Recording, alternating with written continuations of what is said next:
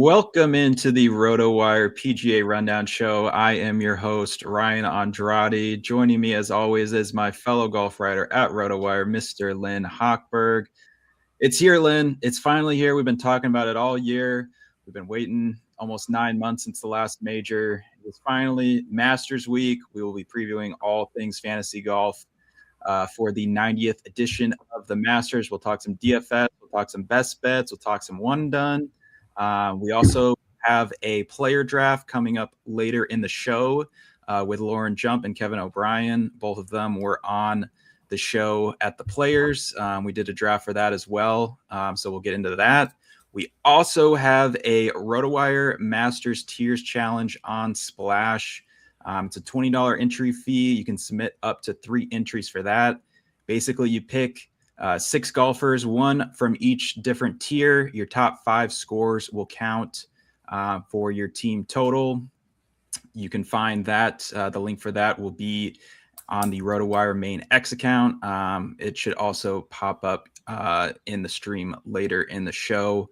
We'll dive into that, take a closer look at that. Should be pretty fun, Len. But first, as we always do, we got to talk about what we saw last week, even if that is just briefly. JJ Spaun got the job done at the Valero Texas Open. Len, you called it. He was one of your guys that you were looking at. Spaun definitely struggled a bunch for much of this year after such a great 2025 that included that U.S. Open win. So just your thoughts about Spaun getting it done, and should we expect more of this play the rest of the season? Yeah, it was a little bit surprising, but I wonder sometimes if you pick with your heart over your head. I have him in the RotoWire season-long league, and he's been a huge disappointment for me. And so I really needed him to do well. But also there were some indications through the poor play, through the missed cuts, that his approach play was getting significantly better. I don't know how you miss cut after cut when you are having really good approach play. I guess you do everything else poorly, but there were some indications, and I suspect he will make the cut this week and go on to, I don't know if he'll win again, but I think he's certainly looking a lot more like the guy from last year than at any point earlier this season. So cautiously optimistic about JJ Spaun, and he knows how to close, and he did great at the end.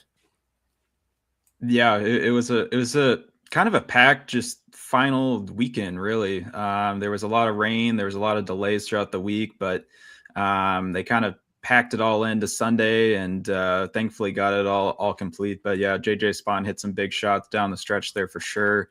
Robert McIntyre had control a lot of the week there. Just really didn't make anything on Sunday. Had a lot of pars. Ludwig Oberg was in contention again. He had some chip-ins early in the final round. But another week he didn't, close it out. So, definitely wants to improve there, but let's not waste any more time, Lynn. Let's get right into the Masters. Honestly, for me, I think this is one of the most wide open Masters I can kind of remember. It feels like there's a lot of really good players playing some really good golf right now. And then I think you have a handful of some of your biggest stars that have some question marks around them. Scotty has finished outside the top 10 in 3 straight, just coming off the birth of his second child. Rory had a back injury about a month or so ago, didn't play very well in his last start at the Players. Collin Morikawa, we're still not 100% sure if he will actually play.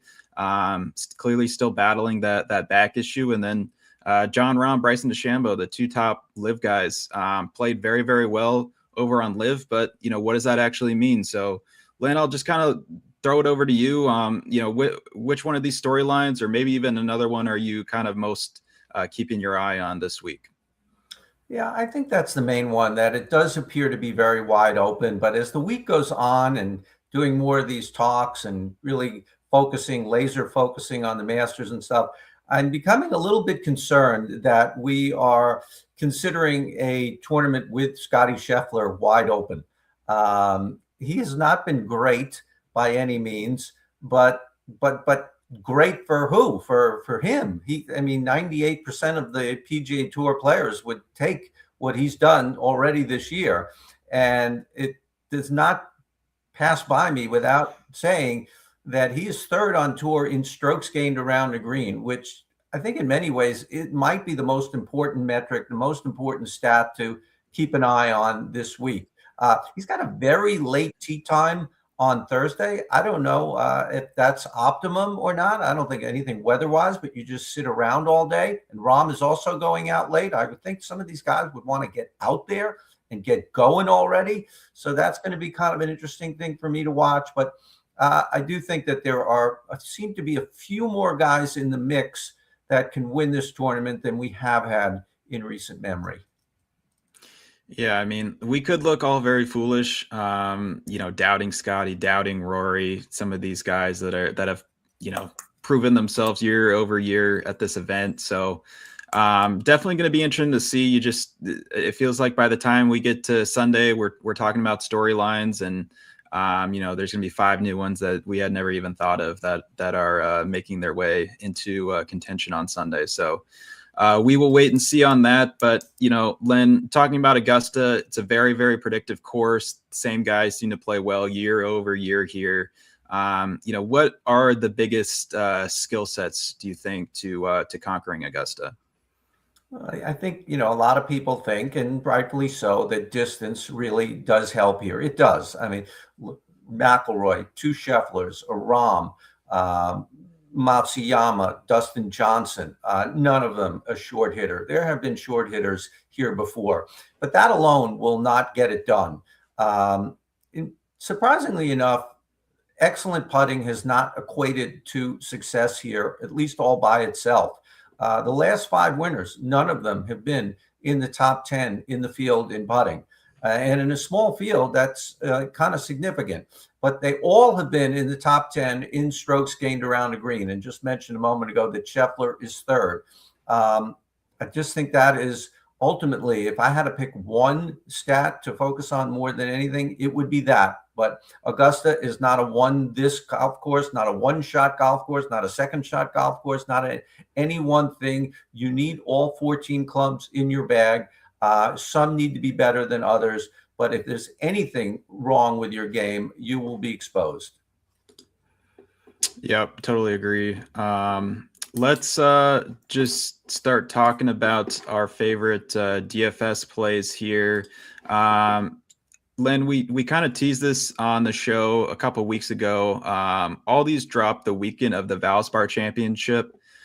So maybe here or there might have been some adjustments just based on, the results the last couple of weeks. Maybe some guys are a little bit mispriced, but nonetheless, we got Scotty Scheffler at a flat 14,000. We got Rory McIlroy, the defending champion, at 11,600.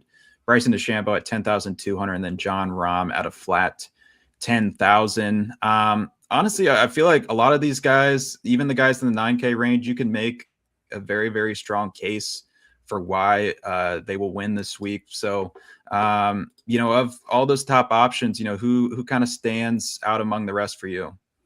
Yeah, I tried to put 2 guys. Well, I did put 2 guys in each weight class, in the 10,000s and the 9,000s and the 8. Just broke it down exactly like that, even though there might be more guys in each one that I do like. But in the 10s, I did put Scheffler. I really went back and forth on that. And interesting, they say the prices came out a couple of weeks ago. I think if the prices would have come out at the last minute or the Monday, as it does so often, he might have been lower. He might have been 13.8, 13.7. He certainly would not have gone up because he didn't play. So that's kind of interesting. But I did figure out ways where I think you can find a lineup that can contend in DraftKings and other places with 5 other guys. I mean, you probably can't get anyone in the 8s, maybe one guy in the 8s, but certainly a lot of 7s and 6s. I think it's doable. The margin is very, very thin.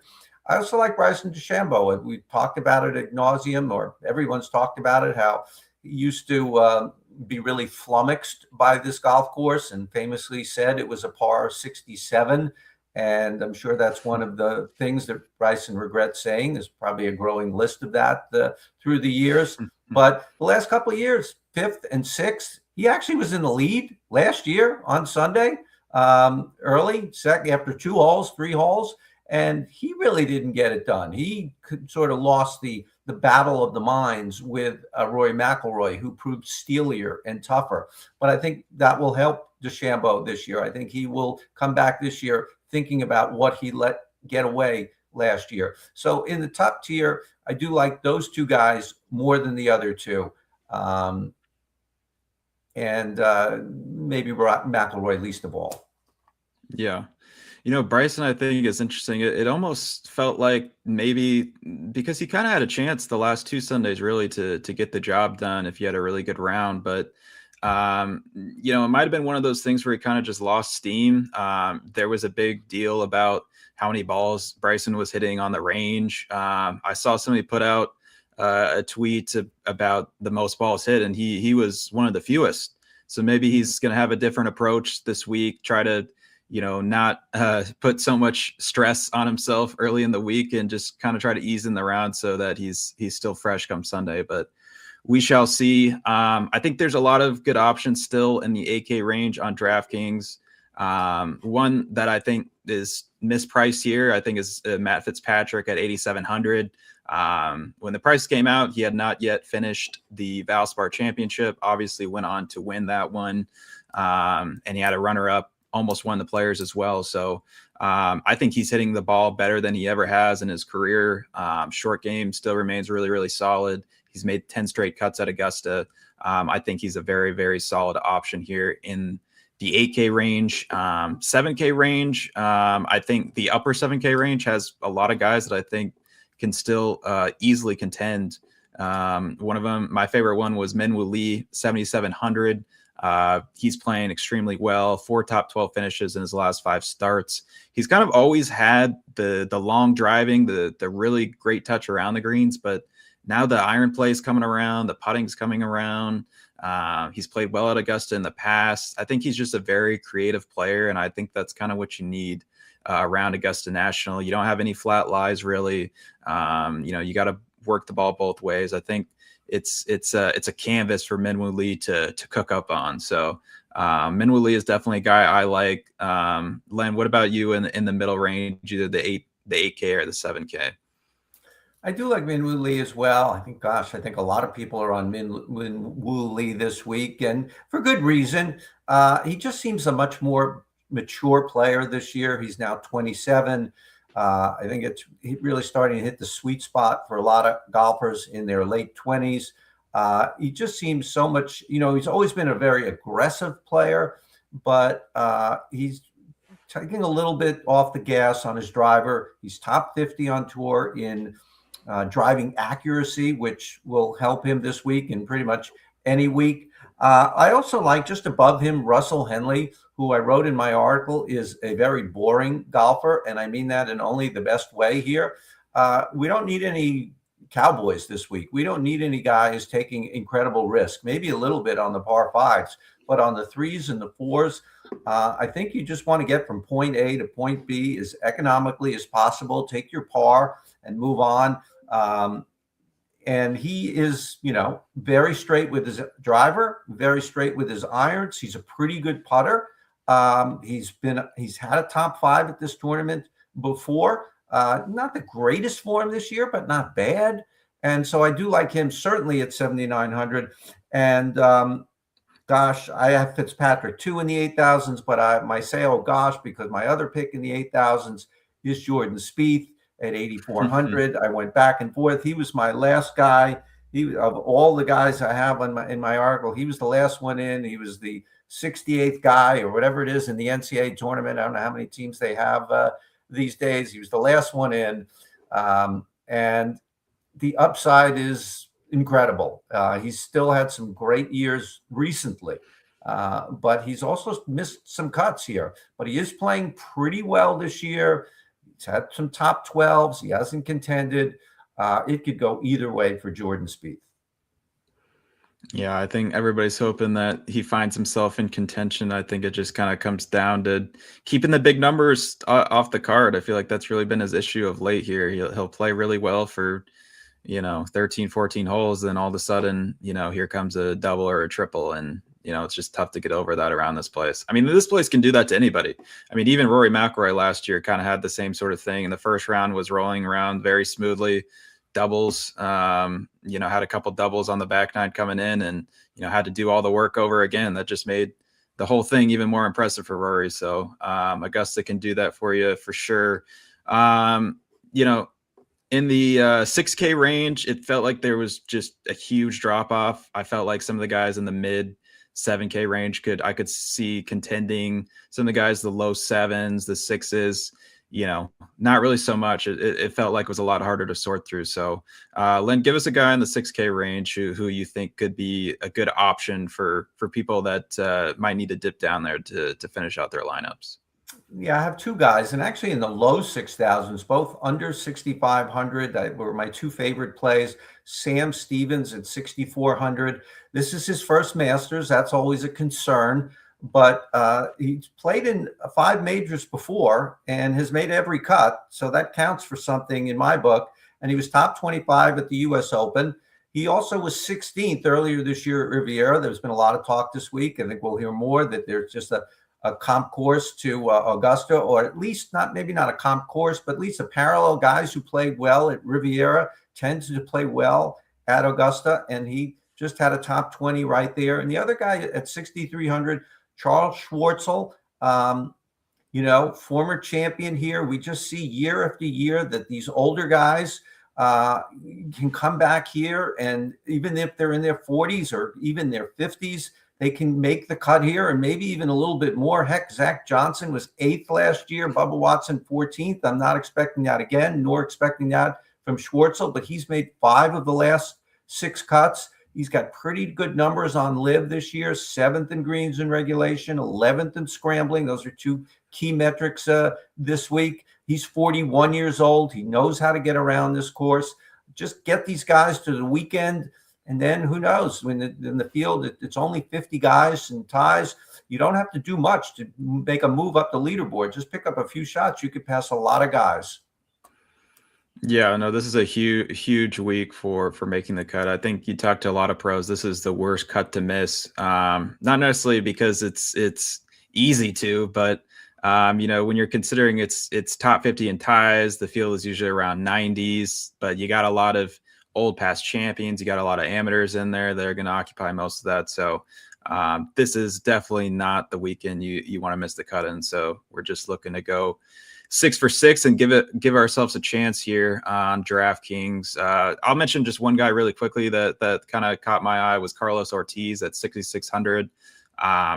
This guy he's a great iron player, great short game player. I think those are 2 really important things around Augusta, probably the 2 most important things. He was T4 a year ago at the U.S. Open. I believe that's how he got into the Masters. So, it's proven he can play tough course as well. He was top 8 in 2 of his last 3 starts on live. So definitely a little bit of confidence going there. And I think he'd be a nice way to round out some lineups. Let's get over and start talking about this from a betting perspective as I pull up the odds on DraftKings here. And we have Scotty Scheffler, still the favorite despite all the questions, but just under 5-1, not around his normal 3-1 that we've seen a lot recently. Then we got John Rahm at plus 910. We got Bryson at plus 1050, and then Rory at plus 1175. Len, just any surprise at all to see Rory below the 2 live guys of Rahm and DeChambeau? Considering defending champion, he's played well this year, but obviously does have maybe some injury concern from what we saw at Bay Hill. Yeah, originally when I first saw the numbers, I thought that he would be the number 2 choice. But as the week has gone by, more things have come in for information wise. I think that's valid. I think this is just going to be a hard year for Rory. I mean, it's just such an incredible moment last year, and you come back this year, he's going to have his champions dinner. He was on the grounds over the weekend on Saturday and Sunday. He saw the amateur women's tournament. He saw the kids play. He's really been soaking up everywhere he goes this week. He's being feted. I just wonder how much time he's had for actual golf. Said this earlier. It's almost like this is a gap year for McIlroy, where this year we give him a pass, even if he makes the cut. It's and misses the cut. It's understandable, and then he could come back next year and try again. Wouldn't surprise me if he misses the cut. I don't expect him to have a big week. So to answer your question in the longest way possible, I'm not surprised that he is the fourth guy of those four. All right, Len. Well, let's talk about our favorite bets of the week. Could be an outright pick, could be a placement, could be a prop. One bet. What is your bet this week for the 90th playing of the Masters? Yeah, one of the surprises for me, I think Patrick Reed is always underpriced. He moved up in DraftKings into the 9,000s. I think 9,000 even in DraftKings, but he's always I don't want to say underappreciated, but undernumbered or something. He finishes top 10 almost every year. He finished third last year. He beat Rahm last year. He beat Scheffler last year. He beat DeChambeau last year. He was third. And he's plus 365 on DraftKings for a top 10. He's plus 126 for a top 20. I don't know how you're even getting plus odds on a top 20.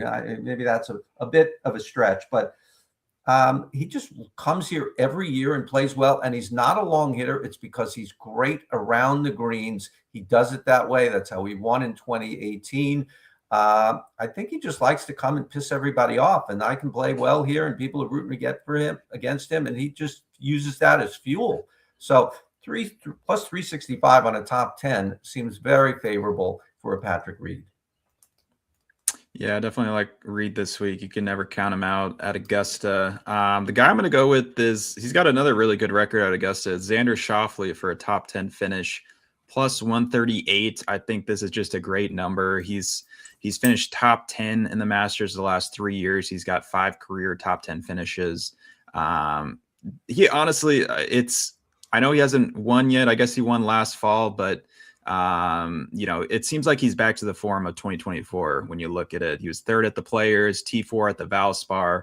Both those weeks was just absolutely clinical with the irons. And he's also driving it a lot better this year. He really struggled with that a year ago. And, he's putting himself in much better positions off the tee. So I'm really, really high on Xander Schauffele's, not just this week, but honestly for the rest of the season. I think he's kind of gotten over some of the injury concerns that he had last year. And, I think he's going to have a great this week and rest of the season. So, but with that, I think we will open it up here and invite some of our friends in here. We will add them in, and you guys are familiar with them. Lauren Jump, Kevin O'Brien, they helped us out at the Players Championship. We talked some one and done there. We did a player draft. We're going to do the same thing for the Masters this week. So, all of us, we're kind of all right next to each other in our RotoWire expert one and done pool. Not doing the greatest this year, but not doing the worst. We're kind of all middle of the pack, but this is a very important part of the schedule here. We got 5 straight big money events coming up. We got 2 majors. We got 3 signature events. Lynn, I guess I'll start with you this week. Just talk about kind of your strategy for one and done as far as being in a major. Should we play a live player since we can only play them 4 times a year? What are your kind of thoughts on that? Yeah, I think the live strategy is very sound, very strong. I mean, certainly DeChambeau and Rahm, you want to play them at some point this season. We only have 4 chances. They both be good choices this week. I think Patrick Reed is in the mix this week, but maybe only this week, even though he's going to be in probably all the majors. And it looks like he'll be in the Scottish Open. He's so high on the DP World Tour points list. He'll play in that tournament as well. But this might be the best week to play Patrick Reed and save the DeChambeau or Rahm for the U.S. Open or the PGA. But clearly, I think these are guys. This is a wrinkle that only Live is created for one and done pools. It's definitely, I think, a smart strategy. All right, good stuff. Well, let's not keep everybody waiting any longer so we can get on to the draft. Let's go around the horn. Everybody give me your one and done pick. Let's start with Lauren. Well, I'm going live. I'm taking Bryson this week. He's coming off back-to-back top 6 finishes at Augusta, including a T5 last year, where he really did show the world that he has the full game to contend here, not just the power. So, he's one of only 2 players with 2 wins this year. And 5 of the last 6 Masters champions already had won twice before teeing off. So I'm liking the odds. All right, I like that. Lynn, who you got this week? I'm going to go with Patrick Reed. I was going to go with Bryson. I think that's a very sound pick. In fact, this is probably the worst thing to do. Once you make your pick, never change it, right? Never. It's always going to be better the first one. But I did put Bryson in. But then I thought Patrick Reed plays well here. There's really no better place to play Reed, while there are other options for DeChambeau and for Rahm. So I went with Reed.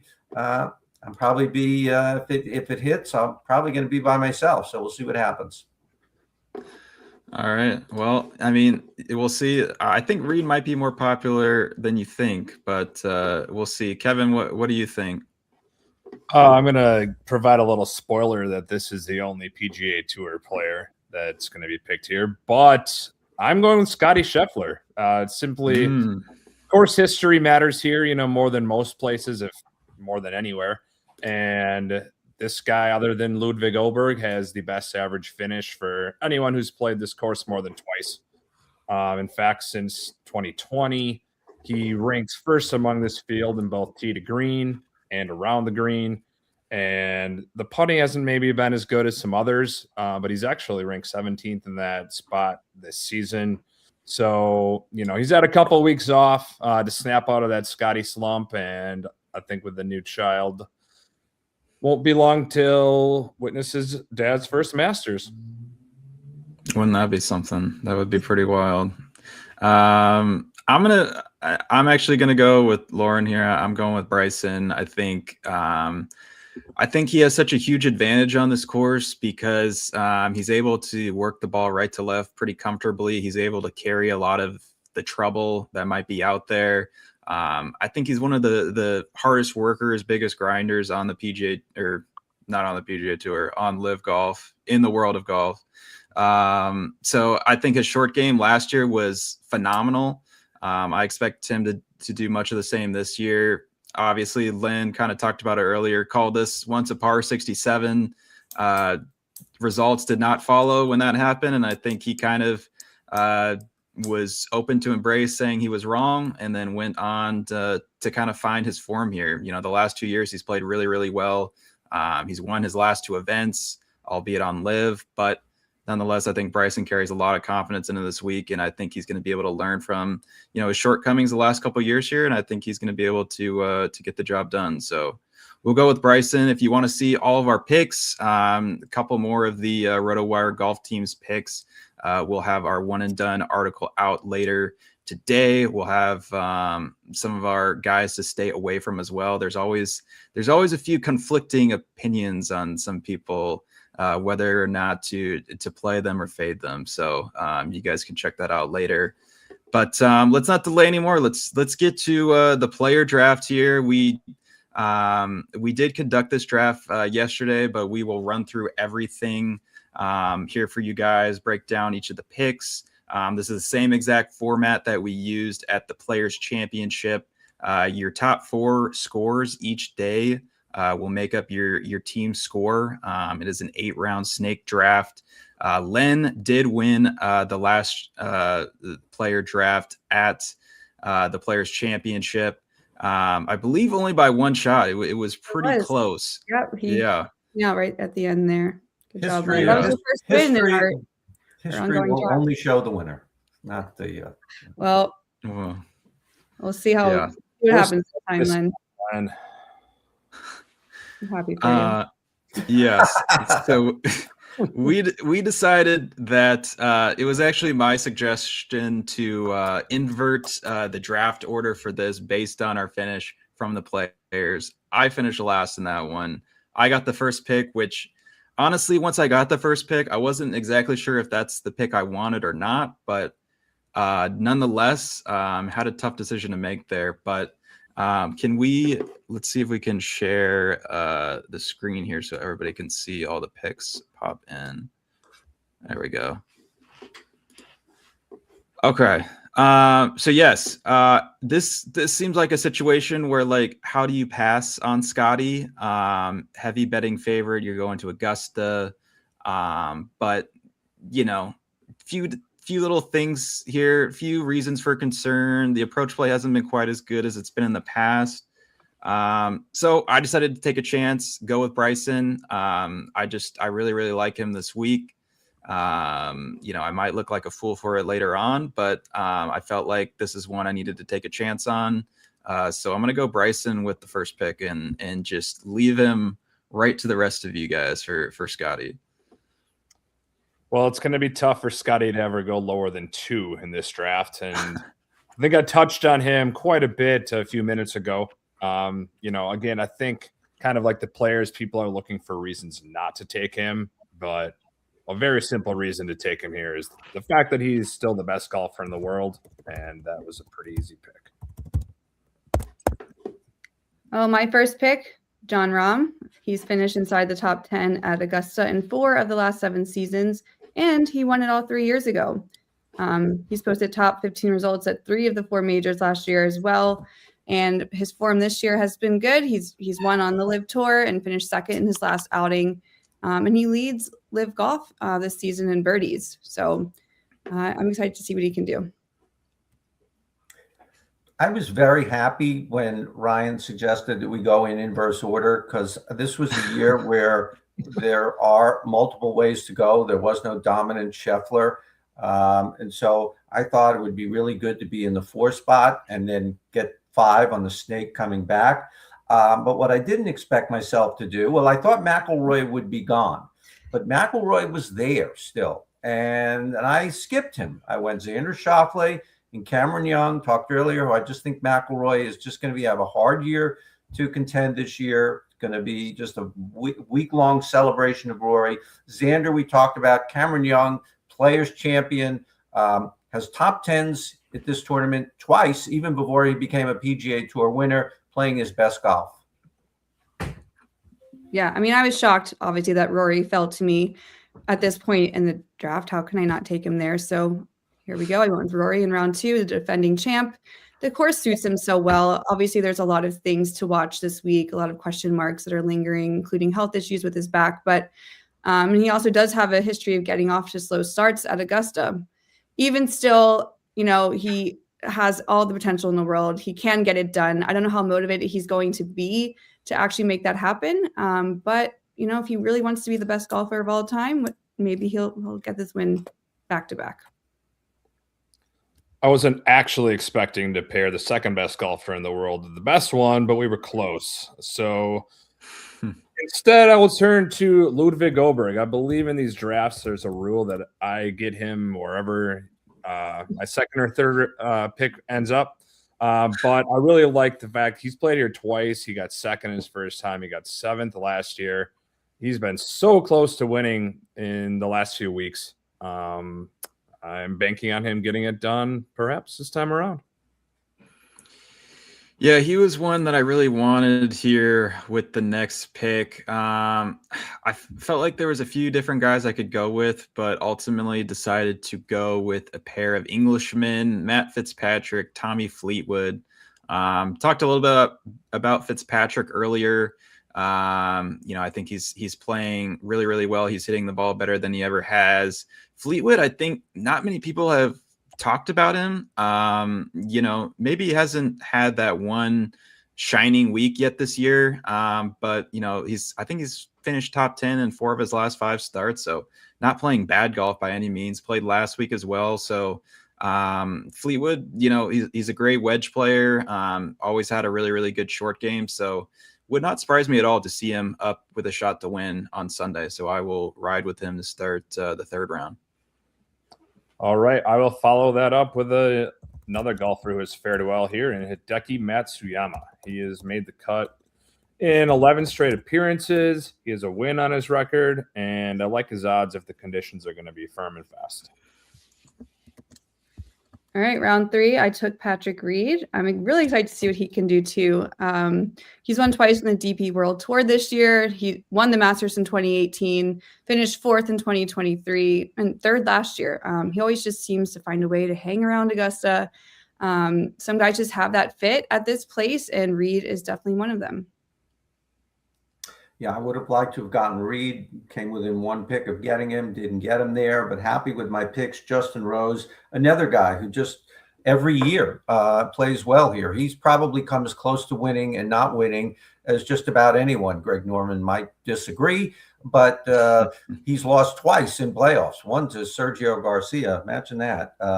And of course last year. So happy with Rose, still playing very well. He won earlier this year. 45 years old, doesn't seem to be slowing down. And Minwoo Lee, we talked about Minwoo Lee. I couldn't pronounce his name in the first time I mentioned him. I couldn't pronounce his name in the second time, but do like him. It's such a hard, so many syllables there. Minwoo Lee, really hard to say. But I do like him, and expect him to have a very good week. He's just a much better player than he's ever been. We can just call him the chef. Just let him cook. Okay. Well, I took Siwoo Kim next. He's just been really solid this season. Bunch of top 15 finishes. The tee to green numbers have been strong all year. And he's just one of those guys where if the putter's even decent at all, he can absolutely beat wherever he gets drafted. But realistically, the putter doesn't even really matter here as much as some other places. I mean, we've seen people putt well at Augusta who usually don't. So I like that for him. All right. It has been a few years since my next guy had success at Augusta, but he certainly did earlier in the decade, and he comes in off a pair of top 5s, and that is Robert McIntyre. Also, we can't forget the fact that everybody does love lefties a little more at the Masters. Yeah, that's a good point. He played really well last week. I probably would have taken him if he was still here, but I'm going to go with a first timer, maybe one of the best first timers with an opportunity to win that we've seen recently. Chris Gotterup won 2 of his first 3 starts to start the season. Faded. He hasn't played quite as well since then, but I just think his power, he's going to hit a lot of wedges into these greens. I think that's going to be important, especially if it's going to be firm. So I'm really excited about Gotterup's chances this week. He's in a really fun group as well with John Rahm and Ludwig Oberg. I think that's going to be a fun group to watch. And then Akshay Bhatia is going to be my next one here. I feel like I never play this guy, whether it's DFS or betting, but, another lefty at Augusta, really, really good iron player. And I think his short game has come a long way as well. So I'm going to go with Bhatia and to start round 5. Well, those are fantastic picks, Ryan, because those were the next 2 guys I had lined up on my board. So with them gone, I figured it's time to finally stop the slide and go with Colin Morikawa. Obviously, there is a lot of risk here. No one really knows how he's feeling right now. But at the same time, we don't count every score every day. So this is a gamble I'm really liking right here.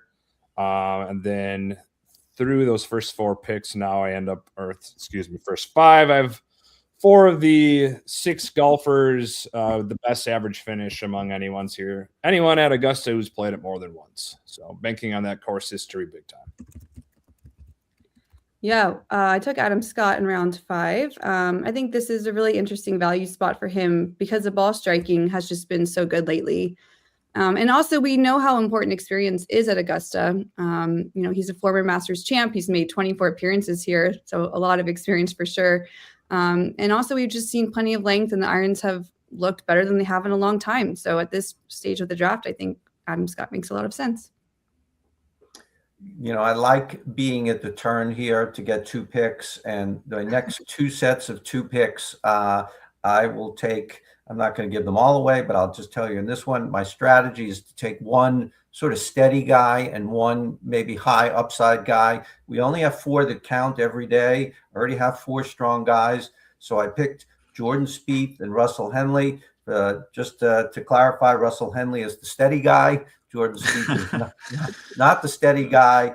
Spieth could work out great. He could be top 5. He's done that a few times, but if he blows up, I think I can withstand that with those 2 guys. Very fair. Well, I took Brooks Koepka around 6 because, honestly, anytime you can get him this late in a major focused draft, I'm going to be interested. He was runner-up here in 2023, and we know how dangerous Brooks can be in big events. If the iron play is back, he has way more upside than a lot of players can have in this range. All right, next up is a guy that, is watching the broadcast the last few years. He just seems to pop up on the leaderboard a lot, at least before Sunday, and that is Corey Connors. And to just get a little more precise there, over the last 6 years, he has notched 4 top 10s, so I'm banking on that consistency again. My next guy here, well, I guess I got 2, but the first one is going to be Jake Knapp. Honestly, he was one of the highest rated guys in a lot of the models I ran for the Masters. I think he's leading the PGA Tour in strokes gained total this year. Just other than I think he missed the cut at the Players, everything else has been a top 15 finish. So he's playing extremely well. The putter's been great. He's another long hitter, could carry a lot of the trouble. 7,400 on DraftKings too. So a guy in DFS that would be hard to leave off my roster as well. And then I'm going to go with Jacob Bridgman. He's leading the PGA Tour this season in the FedEx Cup standings. So has had a great start to this year. The best putter right now on the PGA Tour. So I'm counting on him making a lot of big putts in his first appearance at Augusta. Like those as well. All right, next up, this guy hasn't played stateside a whole lot over the years, but he actually has played Augusta twice, and that is Nikolai Højgaard. And he's just been extremely good throughout the bag this season, and I'm going to give him a shot here. All right, round 7, Tyrrell Hatton for me. He's actually played Augusta better lately than people probably realized, including a top 10 here last year. He might not always sound like someone who loves the place, as we know, but the results have been better. And by this point in the draft, I just thought that value was solid. My last 2 picks, steady guy, high upside guy, steady guy, Jason Day, plays well here very, very often. Still a relevant guy on the PGA Tour, had a great event last time out. He was 8th here last year. And last pick, just really swing for the fence, Cameron Smith. He's been terrible pretty much everywhere in the world since leaving for LIV. He missed all 4 cuts in the majors, but we know what he can do at Augusta. We know his short game, just complete upside and hope for the best. All right, I finished things off with Victor Hovland. Little boomer bust, but that's kind of why I like it this late. Obviously, the overall talent's obvious. He's had some success in other majors, but if he can keep that driver under control, then he has plenty of upside, especially as a last round pick. I was very sad to see him go right there. So last, we will turn to another established player and lock in Justin Thomas. Another kind of wild card here based on, how he's driven the ball this season. But again, track record, experience, pedigree, that all just kind of pointed to him being the pick with the last spot here. Yeah, to close it out, I had a lot of different ways I could have gone with this, but I elected to just use the hot hand. I'm going to go with JJ Spawn here, won last week. I think there were parts of last season where he went pretty high in some of these drafts, just based on the way he had played. He's such a great iron player, very straight driver of the golf ball. So, he might revert back to the guy we've seen for most of the season, but I'm hoping not. I think this is a good upside sort of pick, especially coming off the performance we saw a week ago in San Antonio. And that should just about do it. So, what do you guys think? Was there any spots you were hoping, if you had to go back, do it again, might have picked somebody else, or what are you guys thinking? I like my draft. Tyrrell Hatton, maybe I wouldn't have taken, but I don't know. I think most of my picks have a lot of potential here. Yeah, I'm happy. I'm happy with my picks. I don't see anyone. We picked 32 guys. I don't think there's anyone else that I would rather have in there than my 8. And so, yeah, I mean, we're just really scraping here at the 7th and 8th rounds here. There aren't that many guys who can win. So, yeah. I was wondering if Morikawa could maybe come back around, but Ryan kind of spoiled that in our little draft chat. So I wanted to pounce on him there, and I probably would have snuck in Scott otherwise, but I'll take Connors as the consolation prize. Yeah, I think the highest ranked guy on Data Golf that did not make it into any of our picks here was Patrick Cantlay, which I did kind of think about him for my last pick here, but just he hasn't really shown much in like a long time. A lot of T21s, T18s, but nothing really up there. So Ryan, I'm mostly surprised you didn't take someone else. Can you guess who? Shane Lowry? Yeah. I don't know why you think Shane Lowry's my guy. And Shane Lowry is your guy. Well, it would be definitely cool to have his buddy Rory put the green jacket on him. So I could see that being a fun storyline to play out, but he's going to have to play a little better to make that happen. That would be incredible. I could not imagine the memes and everything that would come from that. Be good for the sport for sure. I also kind of liked Harris English. I was thinking about him as the last pick. Yep. I think he'll do pretty well. At least make the cut. We'll see.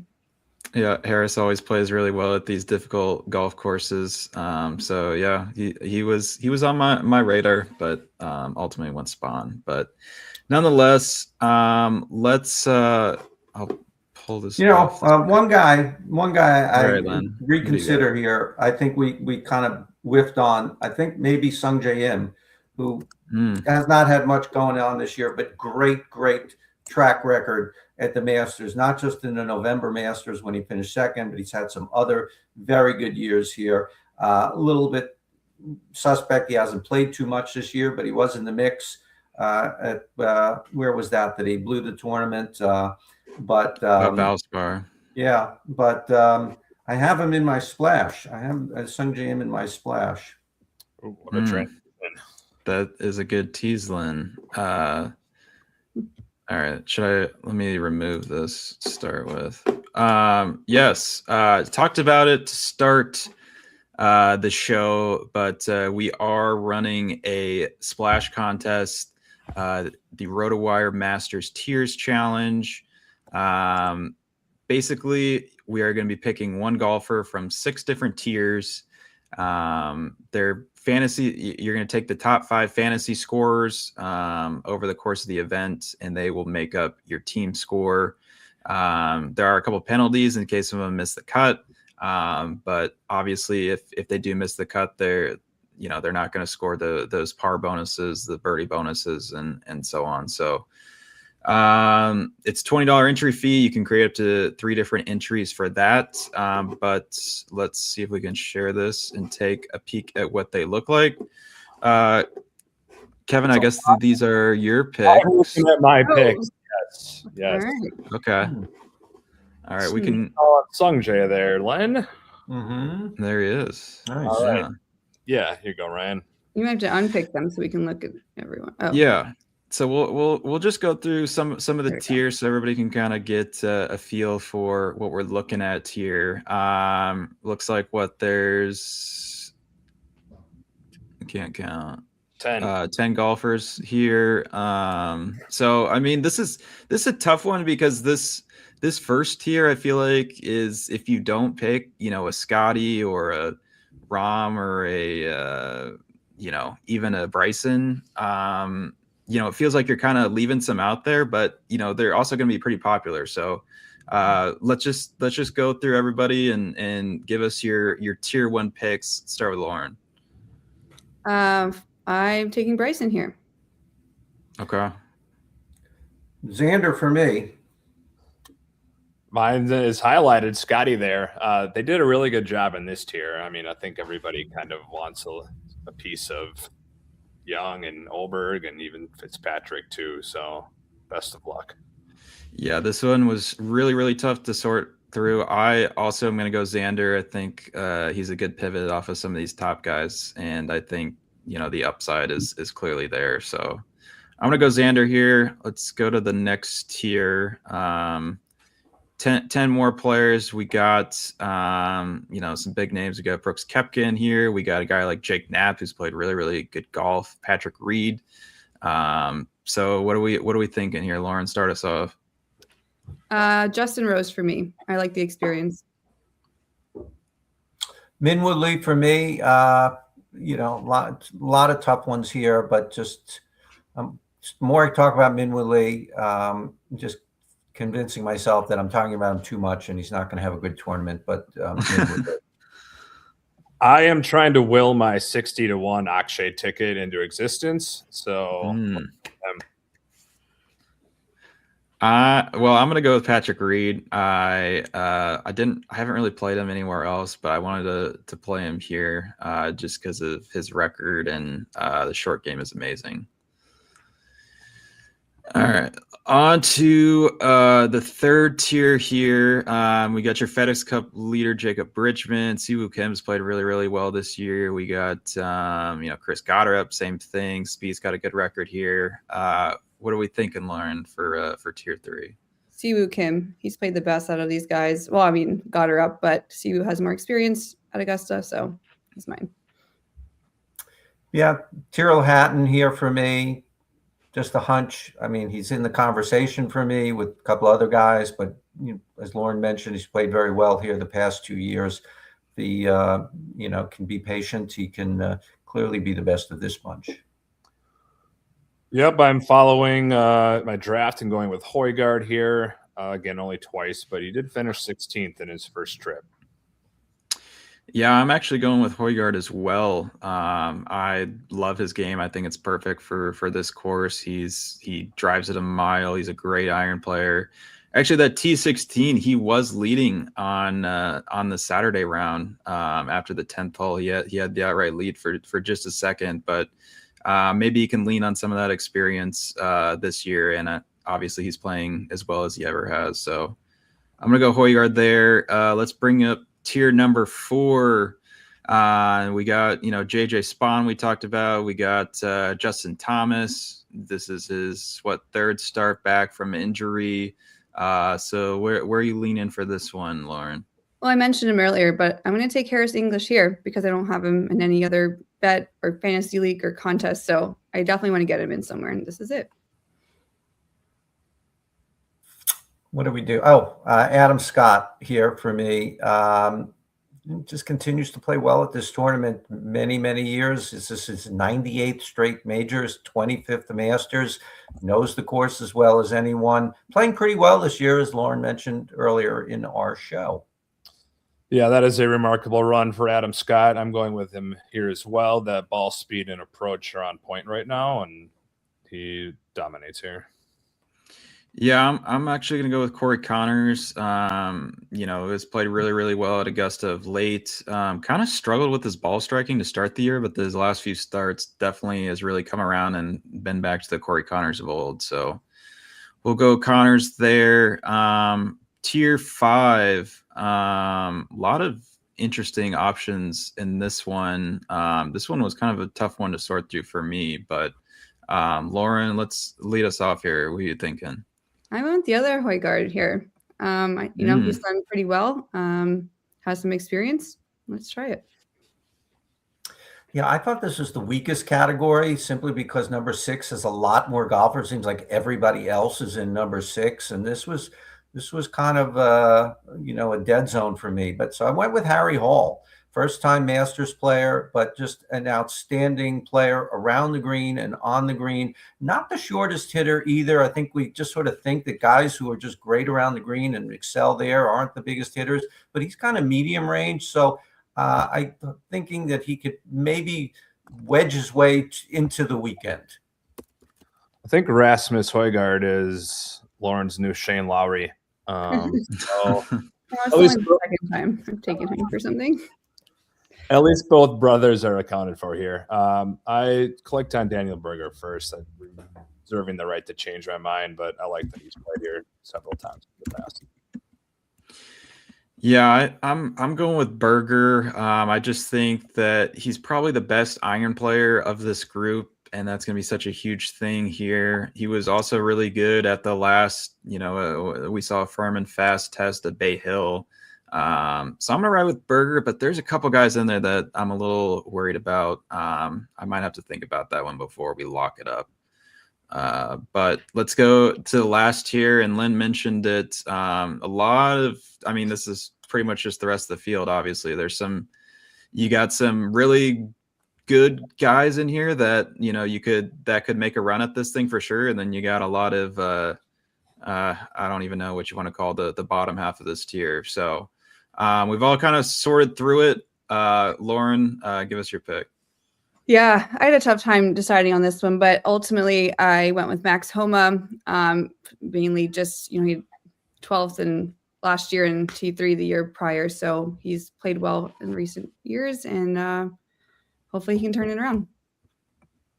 Ended up on Sungjae Im, as mentioned, considered Marco Penge, playing very well this year, or pretty well on the PGA Tour.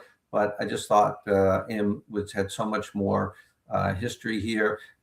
God, you could take a real flyer on Dustin Johnson, and hopefully he can have one more good year at Augusta. Exact same thought process here, Len. I had Penge clicked initially, rediscovered Im's Masters history before this, clicked him. So Marco Penge, big sleeper this week. Yeah, I'm actually going with Penge. I think he's built for this place. He's one of the longest drivers on the PGA Tour. I think that's, such a huge advantage around Augusta, and especially if it gets really firm, being able to come into these greens with wedges instead of, 8-7 irons. That's gonna be big. So obviously never seen this place before really, but I think he's got the game to be able to attack and have a good week. But yeah, a lot of options to consider in this range for sure. All right. Do we have a link? We have a link for that somewhere, right, Lauren? For our contest is yeah, underneath of the live stream, and also pinned to our at RotoWire X account.